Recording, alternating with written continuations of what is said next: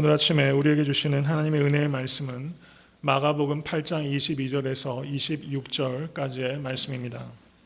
벳세다의 이름에 사람들이 소경 하나를 데리고 예수께 나와 손대시기를 구하거늘 예수께서 소경의 손을 붙드시고 마을 밖으로 데리고 나가사 눈에 침을 뱉으시며 그에게 안수하시고 무엇이 보이느냐 물으시니 우러러 보며 가로되 사람들이 보이나이다. 나무 같은 것들에 걸어가는 것을 보나이다 하거늘 이에 그 눈이 다시 안수하심에 저가 주목하여 보더니 나아서 만물을 밝히 보는지라. 예수께서 그 사람을 집으로 보내시며 가라사대 마을에도 들어가지 말라 하시니라. 아멘. 네, 오늘 본문 말씀 마가복음 8장 22절에서 26절을 읽으실 때 어떤 생각을 하셨습니까? 성경을 해석할 때 가장 중요한 것은 저는 두 가지로 생각합니다. 성경을 해석할 때 가장 중요한 것은 문맥이 무엇을 말하고 있는가 하는 것이 첫 번째라면, 두 번째는 그 right question, 바른 질문을 던지는 것이 굉장히 중요합니다. 바른 질문을 던질 수 있을 때 바른 대답을 할 수 있기 때문입니다. 마가복음 8장 22절에서 26절을 보시면 여러 가지 질문이 나오실 수 있을 거라고 생각합니다. 오늘 본문을 이해한다면 이 본문은 매우 독특하고 매우 중요한 본문이다, 이렇게 볼 수 있습니다. 매우 독특하다고 말씀드린 이유는 예수님께서 수많은 병자들을 고치셨지만 두 번에 걸쳐서 치료하신 것은 오늘 본문이 유일한 것입니다. 한 번에 치료하시면 곧 나았다, 이렇게 성경은 말했는데 한 번의 치료가 안 됐어요. 마치 예수님께서 치료가 실패한 것처럼 보이기까지 할 정도입니다. 재차 안수하셨을 때 병이 나았어요. 그런 의미에서 매우 독특하다, 이렇게 이해할 수 있다는 것입니다. 그리고 매우 중요하다고 말씀드린 이유는 마가복음은 16장으로 구성되어 있습니다. 그런데 오늘 본문이 마가복음 8장 22절에서 26절까지 위치합니다. 그래서 가장 중요한, 가장 가운데 오늘 본문이 위치하고 있다, 이렇게 볼 수 있고, 또 하나는 예수님께서 마가복음은 특별히 갈릴리 사역을 상세하게 기록하고 있습니다. 갈릴리 사역에서 예수 그리스도께서 사역을 이제 마치시고 예루살렘으로 마지막 여행을 떠나십니다. 그리고 그 여행의 끝은 십자가입니다. 그 예루살렘으로의 여행과 갈릴리 사역을 연결하는 다리로서 오늘 본문이 기능하고 있기 때문에 예수님의 사역이 전혀 새로운 국면으로 전환되는 분수령과 같은 것이다. 그래서 오늘 본문 말씀이 그런 의미에서 중요성이 크다, 이렇게 볼 수 있다는 것입니다. 마가복음을 유의 있게 보시다 보면 마가복음에서는 예수 그리스도께서 소경을 고치신 기적사건이 두 번 기록되어 있습니다. 요한복음에서는 요한복음 9장에 날 때부터 소경된 자를 고치신 내용이 기록되어 있습니다. 오늘 본문 말씀 8장 22절에서 26절에 한 번 기록되어 있고, 그리고 10장 46절에서 52절에 여러분 잘 아시는 소경 바디메오를 고치신 사건이 기록되어 있어요. 예수께서 십자가에 달리시기 위하여 예루살렘으로 가시는 그 여행의 처음에 오늘 본문 소경을 고치신 사건이 기록되어 있고, 그리고 예루살렘에 입성하시기 직전에 바디메오를 고친, 소경을 고치신 사건이 마치 샌드위치처럼 예수 그리스도의 십자가의 여행을 싸고 있는 문학적인 구조로 마가는 기록하고 있다는 사실입니다. 특별히 예루살렘으로 가시는 이 여행을 마가는 제자들을 집중적으로 제자도가 무엇인지를 가리키는 본문입니다. discipleship, 예수 그리스도의 제자는 누구인가, 그것에 대해서 가리키고 있는 부분입니다. 이 제자도에 대한 가르침을 두 소경을 고치신 사건으로 싸고 있다는 것입니다. 그러면 그리스도의 제자 된다는 것은 무엇인가? 영적으로 소경된 사람이 눈을 뜨는 것이 그리스도의 제자가 되는 것이다, 이렇게 볼 수 있다는 이야기인 것입니다. 마가복음 10장 52절에 예수 그리스도께서 바디메오를 고치실 때는 이렇게 말씀하셨습니다. 가라, 내 믿음이 너를 구원하였으니 하시니 저가 곧 보게 되어 예수를 길에서 쫓으니라, 이렇게 말씀하셨어요. 똑같은 소경인데 한 번은 말씀하시니까 곧 나았습니다. 근데 오늘 본문에서는 침을 뱉으시고 손으로 안수까지 하셨는데 안 나왔어요. 재차 안수해서 났습니다. 여러분, 똑같은 소경을 고치시는데도 방법을 서로 달리하고 있다는 것입니다. 이것은 오늘 본문에 나타나는 소경이 바디메오보다 훨씬 더 심각한 소경이었기 때문에 예수님께서 고치시는데 어려움을 겪었다는 뜻이 결코 아니라는 것입니다. 두 차례에 걸쳐서 이 소경을 고치신 것은 예수 그리스도께서 이 가르침을 통하여, 이 기적을 통하여 무엇인가 상징적이고 영적인 의미를 우리에게 가르치시기 원하셨기 때문이라는 것입니다. 마가복음 전체를 관통하고 있는 가장 중요한 주제 가운데 하나는 제자들의 블라인드네스, 소경됨입니다. 오늘 본문 바로 앞에 있는 마가복음 8장 18절에서 21절을 한번 보시기 바랍니다. 거기에 주님께서 갈릴리 사역을 마감하시면서 제자들에게 이렇게 책망하셨습니다. 너희는 눈이 있어도 보지 못하며 귀가 있어도 듣지 못하느냐? 내가 떡 5개를 5,000명에게 떼어줄 때 조각 몇 바구니를 거두었더냐? 가로되 12이니이다. 또 7개를 4,000명에게 떼어줄 때 조각 몇 광주리를 거두었더냐? 가로되 7이니이다. 가라사대 아직도 깨닫지 못하느냐? 아직도 깨닫지 못하느냐? 이렇게 말씀하셨어요. 몇 광주리가 남았느냐? 12이 남았습니다. 몇 광주리가 남았느냐? 7이 남았습니다. 제자들은 기적을 경험했지만 피상적으로 12이 남고 7이 남았다는 피상적인 것만 저가 깨달았지 그 기적이 진심으로 나타내고자 하는 예수 그리스도의 정체성, 예수 그리스도께서 누구신가? 무엇 때문에 이 땅에 오셨는가? 무엇을 말씀하시고 있는가? 무엇을 하시고 계신가? 이것에 대해서 제자들은 사실상은 무감각하고 무관심했다는 것입니다. 그래서 그것에 대해서 예수 그리스도께서 눈이 있어도 보지 못하며 귀가 있어도 듣지 못하는구나. 너희가 아직도 깨닫지 못하느냐? 이렇게 예수께서 책망하셨다는 사실입니다. 그리고 바로 그 본문 뒤에 오늘 본문의 말씀, 예수께서 소경의 눈을 뜨게 해주신 사건이 기록되어 있다는 것입니다. 그렇기 때문에 오늘 본문을 이해하실 때 이것은 단순하게 예수님께서 육신의 눈을 뜨지 못하는 소경을 고치신 기적 사건에 국한되는 것이 아니라 그 이면에는 영적으로 눈을 뜨지 못하는 제자들의 눈을 뜨게 하는 예수 그리스도의 가르침이 이 안에 있다는 것입니다. 육체적으로 소경된 사람에게는 시각을 주는 겁니다. 사이트를 주고 계시고 영적으로 소경된 자들에게는 인사이트, 영안을 열게 해주시고자 하는 목적이 바로 오늘 본문의 기적사건이 가지고 있는 진정한 목적이라는 것을 여러분과 제가 모쪼록 깨닫게 될 수 있기를 간절히 바랍니다. 8장 22절을 보시기 바랍니다. 베세다의 이름에 사람들이 소경 하나를 데리고 예수께 나와 손대시기를 구하거늘. 여러분, 베세다는 예수 그리스도께서 오병이어로 장정만 5,000명을 먹이셨던 그곳입니다. 베세다라는 지명이 참 예쁘고 의미가 있습니다. 베세다라는 지명이 가지고 있는 뜻은 House of Fishermen 이런 뜻이 있어요. 어부들의 집이라는 이름을 가지고 있어요.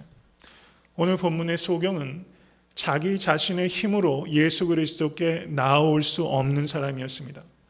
이 사람을 익명의 친구들이 끌고서 예수 그리스도께 와서 손대어 안수하셔서 눈을 뜨게 해달라고 요청하겠다는 사실입니다. 마치 House of Fishermen, 어부의 집이라는 이름을 가지고 있는 벳세다하고 딱 어울리는 어부와 같은 사람 아닙니까? 여러분 주변에 혹시 다른 사람의 도움이 아니고서는 예수 그리스도께 나갈 수 없는 사람이 계시지 않습니까? 오늘 본문에 나타나는 이 이름 없는 사람들은 마가복음 2장에서 중풍병자가 자신의 힘으로 예수께 나올 수 없을 때 저와 침상에 4명이 그 침상을 들고서 사람이 너무 많자 지붕 위로 올라가서 지붕을 뜯고서 예수 그리스도께 침상을 내렸을 때 소자야 내 죄 사함을 받았느니라. 여러분 그런 놀라운 역사가 있지 않았습니까? 여러분 주변에 분명히 누군가의 도움이 없으면 나의 도움이 없으면 예수께 나아갈 수 없는 사람이 있다는 것을 기억하시고 그를 예수께 인도하시는 풍성한 가을 될 수 있게 될 주님의 이름으로 간절히 축원합니다. 오늘 본문을 주의 깊게 살펴보시면 이렇게 마음이 뛰어요. 23절 말씀 한번 보십시오. 예수께서 소경의 손을 잡으시고 붙드시고 마을 밖으로 데리고 나가사 라고 말씀하고 있습니다. 예수님께서는 타취를 주시는 분입니다.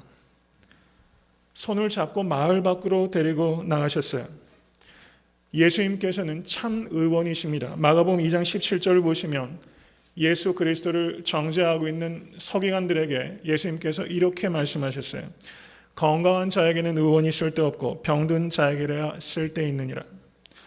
여러분, 우리가 모두 병들었다는 것을 받아들이실 수 있게 간절히 바랍니다. 교회는 뭐 하는 곳이에요? 교회는 병원이에요. 우린 다 환자입니다.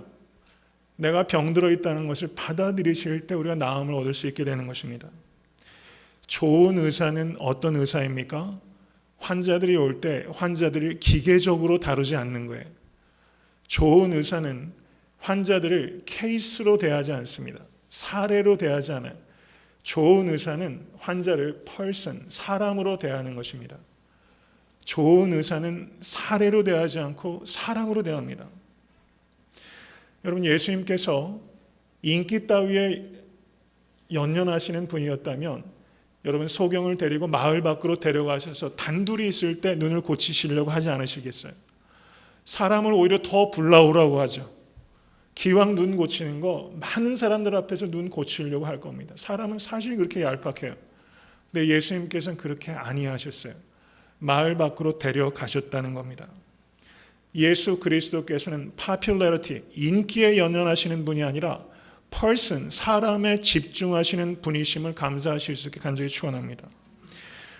여러분, 사람이 놓치기 싫어하는 일들이 많이 있어요. 사람이 집착하는 것 중에 하나가 저는 이 세 가지 P가 있다고 생각해 봤습니다. 이건 제가 만든 말입니다. 첫 번째 P는 power, 사람은 권력을 좋아해요. 두 번째는 사람은 popularity, 이름을 좋아해요. 세 번째는 사람은 pay, 돈을 좋아합니다. 여러분, 왜 공부하시고 왜 돈을 벌고 계십니까? power, popularity, pay, 이 세 가지 P 때문이 혹시 아니십니까?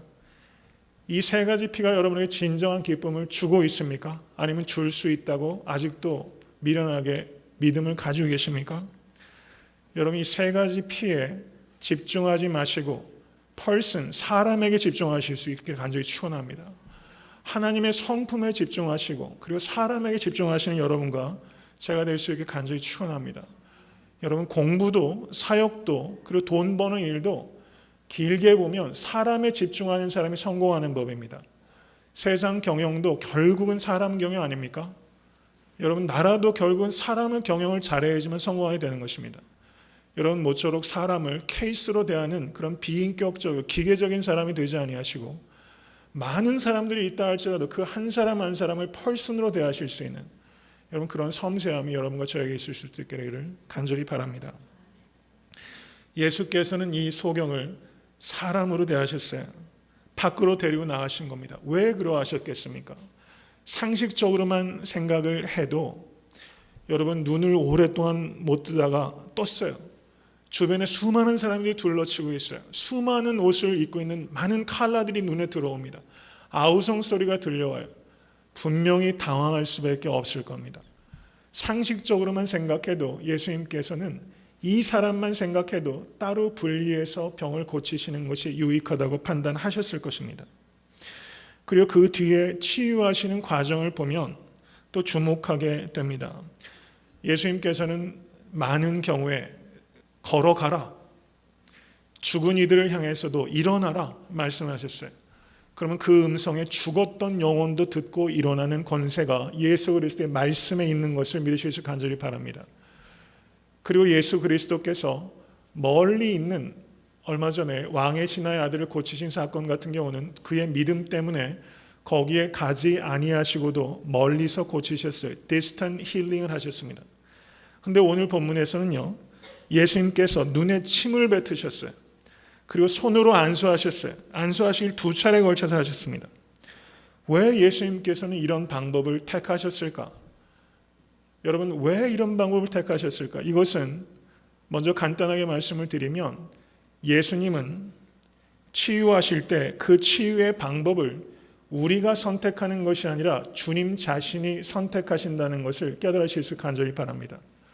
사람마다 비슷한 문제들도 있고 다른 문제들도 있지만 하나님께서는 각 사람을 다루실 때 우리가 요구하는 방법대로 행하셔야 될 의무가 있는 것이 아니라 하나님은 전적으로 자유롭고 주권적으로 하나님의 방법대로 우리에게 행하실 수 있으며, 그리고 그것이 우리 각 사람에게 최선이라는 것을 모쪼록 믿으실 수 있게 주님으로 간절히 축원합니다. 주님께서 침을 이용해서 병을 고치신 적이 몇 번 있습니다. 요한복음 9장에서도 날 때부터 소경된 사람을 고칠 때 침으로 흙을 으깨신 뒤에 눈에 바르시고, 그 다음에 실로암 못에 가서 씻으라 했을 때 저가 눈을 떴습니다. 고대 근동에서는 침이 병을 고치는데 유용하다는 믿음이 광범위하게 있었어요. 그리스 로마 문헌에도 그런 일들이 많이 발견되고, 여러분도 물리시면 침 바르시잖아요. 여러분, 제가 혹시 여러분에게 침을 뱉으시면 제가 그런 방법은 사용하지 않을 것 같습니다. 여러분, 이 침을 예수님께서 눈에다 뱉으셨어요. 이것은 이 환자가 지금 예수님께서 나를 치료하시는구나 하는 것을 알 수 있다는 겁니다. 그리고 그 눈에 손을 대시는 방법으로 하셨어요. 당황할 수 있는 이 환자에게 지금 예수님께서는 어떠한 일들이 벌어지고 있는지를 알려주시는 방법으로 이 환자를 고치셨다는 것입니다. 제가 이렇게 말씀드리는 이유는 마가복음 7장 31절에서 37절에도 사람들이 귀먹고 어눌한 자를 예수께 데리고 와서 안수하여 낫게 해주시기를 요청했을 때, 그때도 주님께서는 그 사람을 마을 밖으로 데리고 나가셨어요. 그리고 아주 개인적인 사적인 공간에서 그 환자를 고치셨습니다. 근데 그때는 어떻게 고치셨는지 아십니까? 귀먹은 자의 양 귀에 손을 넣으셨어요. 그리고 어눌한 자의 혀에 손을 대셔서 예수님께서 고치셨다는 겁니다. 여러분, 귀가 못 들리고 말을 할 수 없다는 것은 소통 자체가 불가능한 사람이라는 것을 의미하는 것입니다. 예수님께서는, 여러분, 요즘 시대의 화두가 뭐예요? 소통이에요. 한국에서 대통령 뽑을 때 지금 제일 큰 화두가 소통입니다. 귀가 안 들리고 말을 할 수 없는 사람과 주님께서 얼마나 섬세하게 소통하셨는지를 보시기 바랍니다. 주님께서는 우리에게 최적의 방법으로 나를 다스리시고 나를 고치실 수 있는 분이시라는 것을 믿으실 수 있게 간절히 바랍니다. 여러분, 한국의 그 동화작가 중에서 이철환 씨라는 분이 계세요. 그분의 책 중에 연탄길, 행복한 고물상 이런 등등의 책이 있습니다. 교회에서도 좀 구비가 되어 있고, 읽으면 굉장히 마음이 따뜻해지는 그런 책입니다. 따뜻한 시선을 가지고 세상을 보는 사람이에요. 근데 이분이 쓴 책 중에 내 짝꿍 원표라는 글이 있어요. 그 글을 잠깐 소개하고자 합니다. 제 짝인 원표가 저보다 수학 점수를 잘 맞는 게 싫었습니다. 월말 고사 후에 서로 바꿔 채점을 하면서 두 문제의 답을 일부러 고쳐서 틀리게 했습니다. 말도 못하고 울기만 한 원표가 자꾸만 신경이 쓰여서 원표의 집까지 따라갔습니다. 집에 도착하고 보니 신문으로 바른 벽, 불씨 하나 없는 냉골인 방바닥, 심장병을 앓으며 누워있는 동생, 막리를 하는 부모님. 그런데 그 집에서 유독 빛나는 것은 백열등 아래 빼곡히 붙어있는 원표의 우등상장들이었습니다. 나는 내가 두 문제를 틀리게 함으로 그 집의 유일한 등불을 빼앗았다는 것을 알게 됐습니다. 이렇게 기록하고 있어요. 저도 옛날에 국민학교 다닐 때 시험 보면 옆에 있는 사람하고 번갈아 가면서 채점했던 기억이 나요. 이철환 씨의 마음이 이해가 돼요. 자기보다 더 공부를 잘하는 게 싫어서 두 문제를 일부러 틀리게 했는데, 그 집에 따라가 봤더니 백열등 밑에서 반짝이는 그 우등상장, 그게 그 집안의 희망인데, 자기가 두 문제 틀리게 한 것이 어떤 상처를 주는지를 이 이철환 어린 소년은 깨닫지 못하다가 비로소 그것을 알게 됐다는 것입니다. 그래서 이철환 씨가 TV는 사랑의 실컷에 나와서 이 이야기를 하면서 원표를 TV 그 프로그램을 통해서 만났어요. 그래서 옛날 일들을 사과했더니 원표가 자기는 전혀 기억도 못하고 있다고 말하면서 두 친구가 오랜만에 만나서 우정을 나누었고, 그리고 이철환 씨가 사람의 아름다움을 다시 깨달았다. 이렇게 그 글을 남기고 있는 것을 본 적이 있습니다. 여러분, 이게 긍휼의 마음입니다. 긍휼은 무엇입니까? compassion이라는 뜻은 함께 아파하다라는 뜻이 있어요. 여러분, 가족들 간에 같이 살아가면서, 그리고 교회에서 성도들 간에 여러분, 내가 시험지 2문제 정도쯤이야 틀리게 할 수 있다고 생각하십니까? 그것이 다른 사람에게 희망을 빼앗아가고 그리고 큰 아픔을 줄 수도 있다는 것을 우리가 생각하는 여러분과 제가 될 수 있게 간절히 바랍니다. 우리 주님께서는 아파하셨습니다. 오늘 본문에서 이 소경을 손을 붙잡으시고 마을 밖으로 나가셨던 것은 예수님께서 아파하는 마음이 있으셨기 때문에 그렇게 하실 수 있다는 겁니다. 여러분, 긍휼은 무엇입니까? 긍휼은 윌리엄 바클레이라는 아주 저명한 신학자가 있어요. 그분이 이렇게 긍휼을 정의합니다. 긍휼은 그 사람의 생각으로 생각하고 그 사람의 느낌으로 느끼고 그 사람 속으로 깊이 들어가는 것입니다. 이렇게 말했어요. 예수 그리스도께서는 지금 소경 안으로 깊이 들어가신 것입니다. 예수 그리스도의 성육신의 사건이, 그리고 예수 그리스도의 십자가의 사건이 여러분의 삶 가운데 예수 그리스도께서 깊이 들어가신 사건이라는 것을 깨달으실 수 있기를 간절히 바랍니다. 여러분, 정말 위로가 되는 것은 무엇입니까? 예수 그리스도의 능력 이전에 예수 그리스도의 긍휼입니다. 예수님께서 나를 고치실 수 있다는 사실보다 더 큰 위로가 되는 것은 예수 그리스도께서 나의 고통과 함께 하신다는 사실입니다. 여러분, 그것을 모쪼록 믿으실 수 있게 주님으로 간절히 축원합니다. 이러한 긍휼의 예수 그리스도를 주와 그리스도로 영접한 사람은 친절한 삶을 살아가요. 여러분, 제가 외람되지만 제 그 성은이를 위해서 기도하는 기도 제목이 있는데 친절한 금자씨가 아니라 친절한 성은씨가 되게 해달라는 기도예요. 아이를 위해서 기도하는 게 3가지가 있는데 그 중에 하나가 친절한 아이가 되달라고 하는 기도입니다. 여러분, 친절해지실 수 있게 간절히 바랍니다. 따뜻한 배려를 성도와 성도에게 나타내실 수 있게 되기를 간절히 바라요. 여러분, 교회가 전도가 왜 안 됩니까? 우리가 서로가 서로에게 성도 간에도 친절하지 않아요. 그렇기 때문에 우리가 전하는 이 사랑의 메시지가 위선처럼 들릴 수밖에 없다는 것입니다. 모쪼록 교회에서 성도와 성도를 대하실 때 손붙들고 마을 밖으로 좀 데려가시는 이 예수 그리스도를 좀 본받으실 수 있게 되기를 주님의 이름으로 간절히 축원합니다. 그리고 예수께서 뭐라고 물으십니까? 23절 제일 마지막 말씀. 경청하십시오. 무엇이 보이느냐? 무엇이 보이느냐? 이것은 존재론적인 질문입니다. 무엇이 보이느냐? 그래서 소경이 대답합니다. 우러러보며 가로되 사람들이 보이나이다. 나무 같은 것들에 걸어가는 것을 보나이다. 이렇게 대답했어요. 이 사람은 본다고 할 수도 있고 못 본다고도 할 수 있는 어정쩡한 상태에 지금 놓여 있는 것입니다. 사람과 나무가 정확하게 식별이 안 돼요.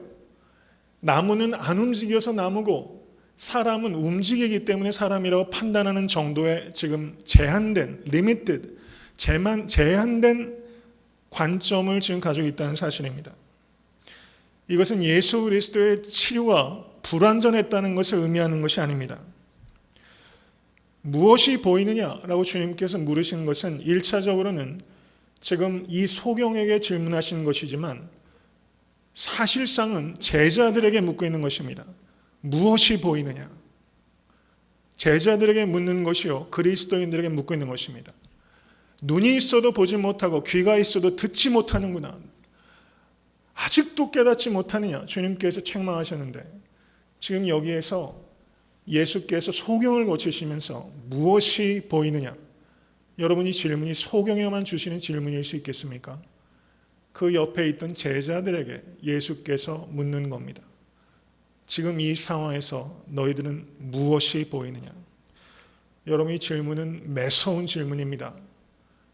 여러분, 오늘 설교의 제목은 무엇이 보이느냐라는 질문을 여러분에게 주고 있어요. 여러분, 정말 주님께서 여러분에게 그것을 묻고 계십니다. 무엇이 보이느냐? 여러분이 무서운 질문이고 이 질문은 회피할 수 없는 질문입니다. 여러분, 오늘 본문의 이 사건은 바로 뒤에 있는 내용과 밀접한 연관이 있습니다. 그 뒤의 내용은 가이사랴 빌립보에서 예수께서 노중에서 제자들에게 질문하시는 내용입니다. 그 질문이 무엇입니까? 27절 말씀 보시기 바랍니다. 사람들이 나를 누구라 하느냐?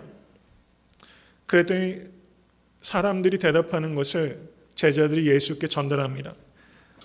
더러는 세례 요한이라고 하고, 더러는 엘리야라고, 더러는 선지자 중에 하나라 하나이다. 여러분, 이 대답은 다 부정확한 거예요.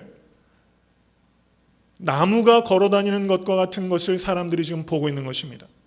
부정확한 것을 지금 보고 있어요. 그러자 예수께서 29절 말씀에 또 물으시되 너희는 나를 누구라 하느냐? 예수님께서 물으셨어요. 예수님은 사람들이 나를 누구라 하느냐? 사실은 그게 질문의 포커스가 아닙니다. 예수 그리스도의 질문의 포커스는 성경 원어는 휴메이스, 너희는 이라고 해서 너희를 매우 강조하고 있어요. 너희는 나를 누구라고 하느냐? 여러분, 바로 이 질문입니다. 무엇이 보이느냐 하는 이 질문은 너희는, 여러 성도님들 한 사람 한 사람은 예수 그리스도를 누구라 하느냐라는 질문을 지금 던지고 있다는 사실입니다. 베드로가 뭐라고 대답합니까? 주는 그리스도시니이다. 여러분, 주는 그리스도이심을 믿으십니까? 예수님은 주님이시요 그리스도이십니다. 그리스도란 뜻은 anointed king, 기름 부음을 받은 왕이라는 것입니다. 그러니까 베드로는 여기서 주라고 번역된 단어는 롤드라기보다는 마스터의 의미가 강한 겁니다. 주님께서는 anointed king, 왕이십니다 라고 선언한 거예요. 이 말은 맞아요. 그런데 틀렸습니다.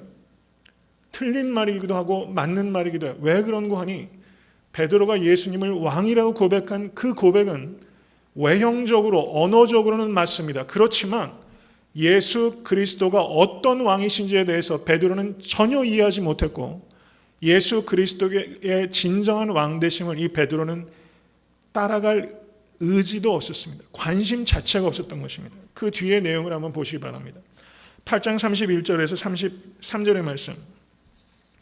인자가 많은 고난을 받고 장로들과 대제사장들과 서기관들에게 버림받아 죽임을 당하고 사흘 만에 살아나야 할 것을 비로소 저희에게 가르치시되 드러내놓고 이 말씀을 하시니 베드로가 예수를 붙들고 간암해, 여기에서의 간암해라고 번역된 단어는 간청함해가 아닙니다. 에피티마오, 예수 그리스도를 리뷰크한 거예요. 예수 그리스도를 꾸짖었어요. 그러자 예수께서 돌이켜서 제자들을 보시며 베드로를 꾸짖어 가라사대 에피티마오, 사탄아 내 뒤로 물러가라. 내가 하나님의 일을 생각지 아니하고 도리어 사람의 일을 생각하는도다. 여러분, 베드로가 주는 그리스도신이다 라는 이 고백은, 베드로는 예수 그리스도를 왕으로 옹립하길 원했어요. 어떤 왕입니까? 세속적인 왕이에요. 돈을 가져다 주고 명예를 가져다 주고 힘을 가져다 줄 수 있는 세속적인 왕, 정치적인 왕, 군사적인 왕, 로마의 압제를 갈아엎고 그리고 헤롯의 압제를 갈아엎을 수 있는 그런 정치적인 왕을 이 베드로는 예수 그리스도 안에서 기대한 것입니다. 야고보와 요한도 하나는 우편에 하나는 좌편에라는 이야기는 예수 그리스도를 그런 왕으로 세우고자 했던 것입니다. 여러분, 요한복음 6장을 보시면 오병이어의 기절을 행하셨을 때 사람들이 억지로 예수를 잡아 왕으로 삼으려고 했어요. 예수님을 왕으로 삼으려고 하는 것이 다 된 게 아니에요. 어떤 왕으로 예수 그리스도를 받아들이고 있는가 하는 게 진정으로 중요한 질문이라는 것입니다. 사탄아 내 뒤로 물러가라. 주님께서 책망하셨어요. 여러분, 예수 그리스도를 믿으십니까? 예수님이 여러분에게 어떤 그리스도입니까? 오늘 질문은 그것을 우리에게 던지고 있는 거예요. 도대체 내가 믿는 예수는 어떤 주이며 어떤 그리스도인가? 세상에서 다른 종교에서 자기 뜻을 이루기 위해서 열심히 치성 드리는 것과 같이 자기 욕망을 이루기 위한 주와 그리스도이냐? 아니면 예수 그리스도의 고난받는 종으로서 예수 그리스도를 모시고 나 역시 자기 부인과 자기 십자가의 길을 걸어가기 위해서 예수님을 주와 그리스도로 모시고 있는가? 이것을 여러분에게 그리고 저에게 예수님은 질문하고 있다는 사실입니다. 여러분, 오늘 본문 26절의 말씀을 한번 보시기 바랍니다.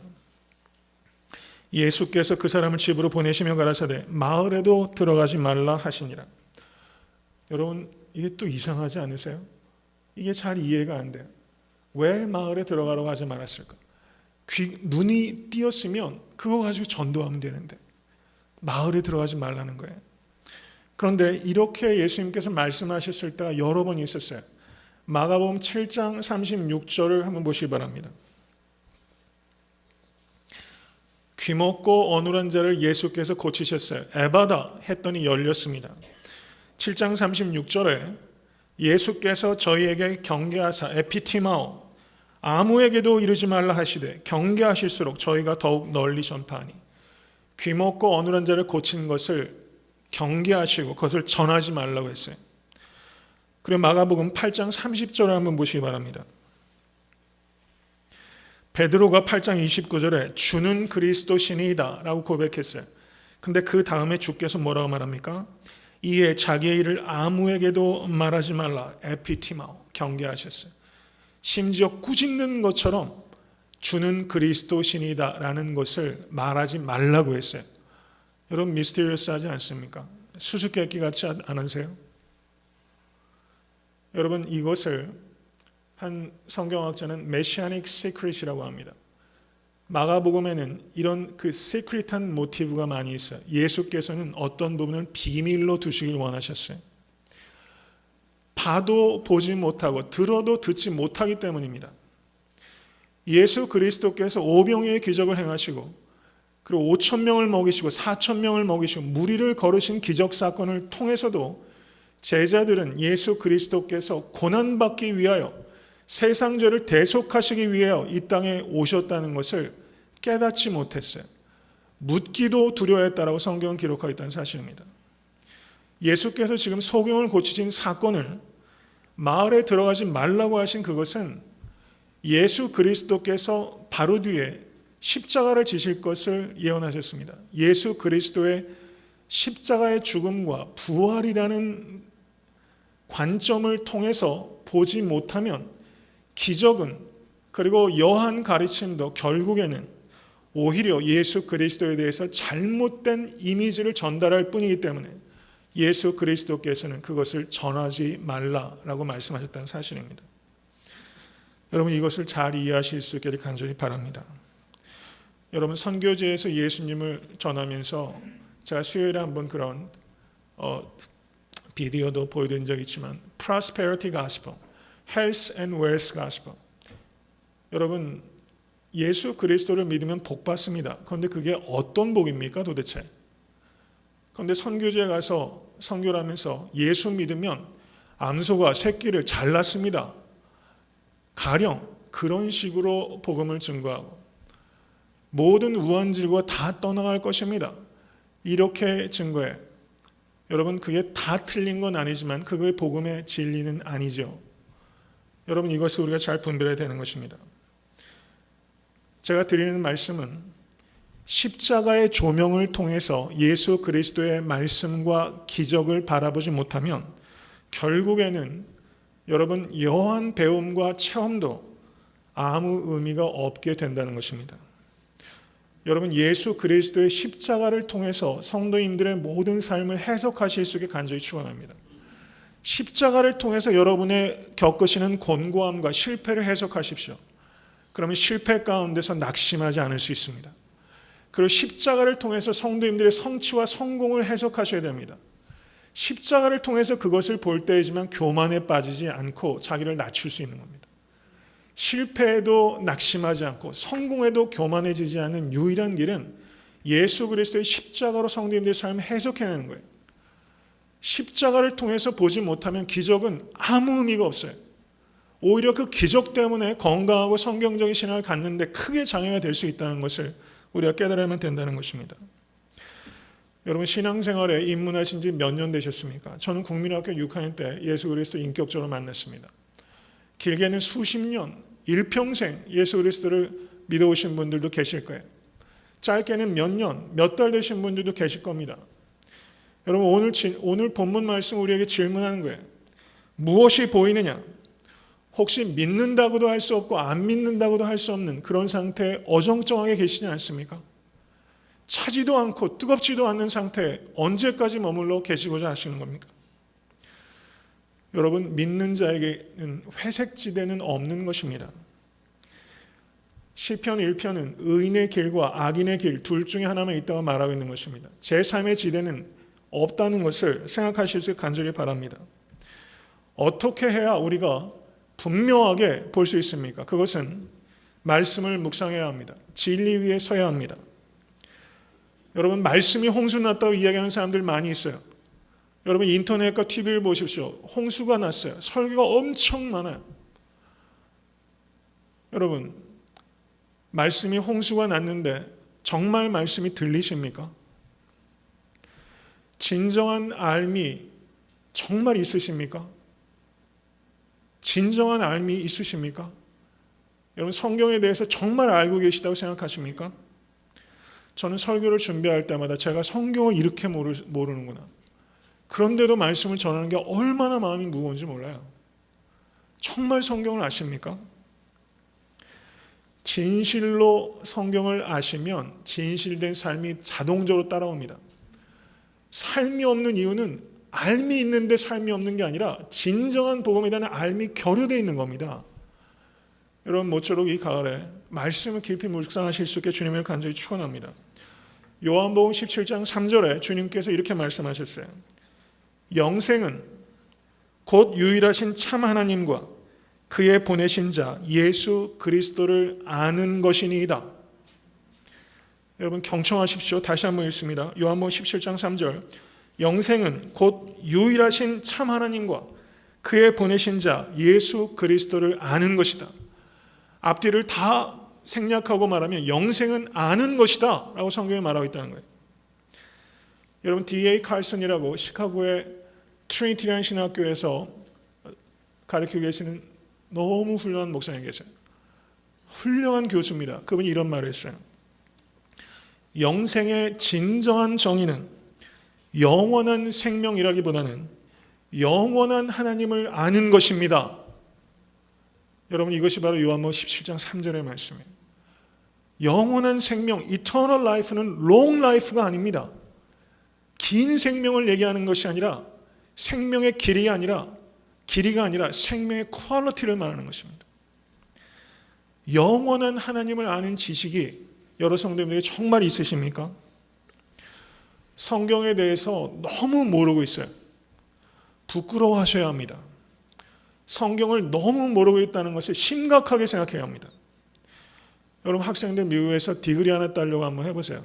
저도 공부하다가 허리 디스크도 오고 많이 힘들었어요. 디그리 하나 따는 것에 한 100분의 1 정도를 성경 연구에 쏟고 계세요. 여러분, 비즈니스 하는 것에 얼마 정도를 성경을 묵상하고 계십니까? 100분의 1? 비즈니스를 위해서 마음 쏟는 것에 여러분, 제가 너무 폄하하고 있습니까? 정말 100분의 1, 여러분 10분의 1은 쏟고 계십니까? 정말 말씀을 쏟고 계십니까? 그런데 보이겠습니까? 나무가 걸어다니는지 사람이 걸어다니는지 보이겠습니까? 여러분, 제가 말씀을 증거하고 저희 교회가 수요 예배, 새벽 예배 설교를 다 CD를 만들어요. 왜 그렇게 하겠어요? 어느 교회가 그렇게 합니까? 여러분, 제가 설교가 자신 있어서 그렇게 한다고 생각하세요? 아니에요. 어떻게 하든지 말씀을 드려야 되겠다고 생각하는 거예요. 들으시든지 안 들으시든지. 여러분, 정말 좀 들으십시오. 들어야 됩니다. 들어야지, 분명히 들어야 분명히 알게 되고, 분명히 알아야 분명히 살게 되고, 분명히 선포할 수 있게 되는 것입니다. 여러분, 세상이 다원주의적인 사회예요. 설교가 좀 길어지는 것 양해하십시오. 다원주의적인 사회입니다. 세상 사람들이 기독교인들을 압박해요. 불분명하고 모호하게 이야기하게 합니다. 캐톨릭이 얼마나 불분명하고 모호하게 이야기합니까? 그러니까 사랑받잖아요. 여러분, 우리는 분명하게 말할 수 있어야 됩니다. 오직 천하 인간의 구원 얻을 만한 이름은 예수 그리스도 한 분밖에 없습니다. 믿으십니까? 여러분, 우리는 모호하게 말하면서 거짓된 평화를 이루는 것에 만족할 수 없습니다. 그것은 신앙인의 태도도 아니고 그리고 교양인의 태도도 못 되는 것입니다. 세상 사람들이 정말 싫어하는 것은 무엇인가? 그것은 그리스도의 복음이 아니라 그리스도인들의 위선입니다. 그리스도인들의 위선 때문에 싫어하는 것입니다. 그리스도의 복음을 싫어하는 것이 아닙니다. 여러분, 그리스도인의 위선을 던져버리실 수 있게 간절히 바랍니다. 그리고 담대하게 입을 열으셔서 예수 그리스도의 사랑을, 여러분, 소경의 손을 붙들고 마을 밖으로 내려나가신 이 예수님 전하고 싶지 않습니까? 뜨거운 마음으로 예수님을 우리가 전해야 되지 않겠습니까? 교회 안에 보지 못하면서 본다고 말하는 사람들이 많이 있어요. 바리새인 같은 사람들입니다. 여러분, 제가 그런 위험에 빠지기가 쉽습니다. 제일 그런 위험에 빠진 사람은 목사예요. 보지 못하면서 본다고 거짓말할 수밖에 없는 위치에 있을 수 있어요. 가장 위선의 위험에 빠지는 사람은 목회자입니다. 그리고 교회 영적 지도자들이 보지 못하면서 본다고 말해요. 여러분, 그렇게 강요해서는 안 됩니다. 오늘 본문에 이 소경은 뭐라고 말합니까? 나무 같은 것들이 걸어가는 것을 봅니다. 정직하게 말했어요. 정직하게 말해야지만 다시 안수받아 분명하게 볼 수 있는 기회를 얻어요. 여러분, 무엇이 보이십니까? 그리스도인들임에도 불구하고 불안하고 불평하고 불행하시지 않습니까? 여러분, 예수 그리스도께서 여러분과 저를 그렇게 불완전한 상태에 남겨주시기 위해서 십자가에 달리시고 사흘 만에 부활하시고 승천하시고 보혜사 성령을 보내셨겠습니까? 불안하고 불평하고 불행하라고, 그런 불완전한 상태에 머물라고 주님께서 그 모든 일을 하셨겠습니까? 여러분, 정직하게 고백하시고 예수 그리스도 앞으로 나아가십시오. 여러분, 가이사라 빌립보에서 주는 그리스도이시니이다 라고 고백했던 베드로는, 그 고백은 사실상 나무가 걸어다니는 것을 본 거예요. 그런데 그 베드로가 디베라 바닷가에서 부활의 주님을 만났을 때 예수님께서 묻습니다. 요한의 아들 시몬아, 내가 나를 사랑하느냐? 그러자 베드로가 뭐라고 말합니까? 내가 주를 사랑하는 줄 주께서 아시나이다. 베드로의 영안은 그때 떴어요. 투 스테이지를 가지고 이 소경을 고치셨던 것처럼 베드로에게도 투 스테이지가 있었어요. 가이사라의 빌립보와 디베라 바닷가의, 가이사라 빌립보의 베드로와 디베라 바닷가의 베드로. 여러분은 가이사라 빌립보에 계십니까? 디베라 바닷가에 계십니까? 여러분, 예수 그리스도께서는 고난받는 왕이십니다. 우리가 그 고난받는 왕을 믿는다는 것은 지적으로 즐거워하고 지적으로 동의하는 게 아닙니다. 우리도 고난받는 그리스도의 종으로 살아가겠다는 결단이요, 그리고 헌신을 의미하는 것입니다. 예수님께서 베드로에게 뭐라고 말씀하십니까? 내가 진실로 진실로 내게 이르노니 젊어서는 내가 스스로 띠띠고 원하는 곳으로 다녔거니와 늙어서는 내 팔을 벌리니 남이 내게 띠띠우고 원치 아니하는 곳으로 데려가리라. 여러분, 그리스도인이 된다는 것은 무엇입니까?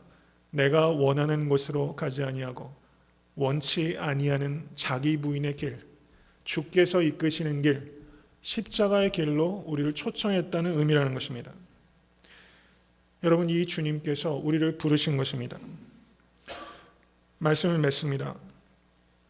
여러분, 제가 좋아하는 찬송 시를 많이 쓰신 분이 파니 제이 크로스비라는 여성입니다. 이 파니 제이 크로스비가 6개월 되었을 때 가정부의 잘못으로 눈이 멀었어요. 그런데 할머니가 기도해주고 신앙으로 키웠어요. 그런데 나중에 알고 보니까 자기가 가정부의 실수 때문에 눈이 멀게 된 걸 알게 됐어요. 얼마나 원망스러웠겠어요. 인간적으로 생각하면 그 가정부를 너무나 원망할 수밖에 없었습니다. 그런데 신앙적으로 생각을 하다 보니까 하나님께서 허락하신 일이다라는 게 받아들여진 거예요. 여러분, 믿음이 참 이상하지 않습니까?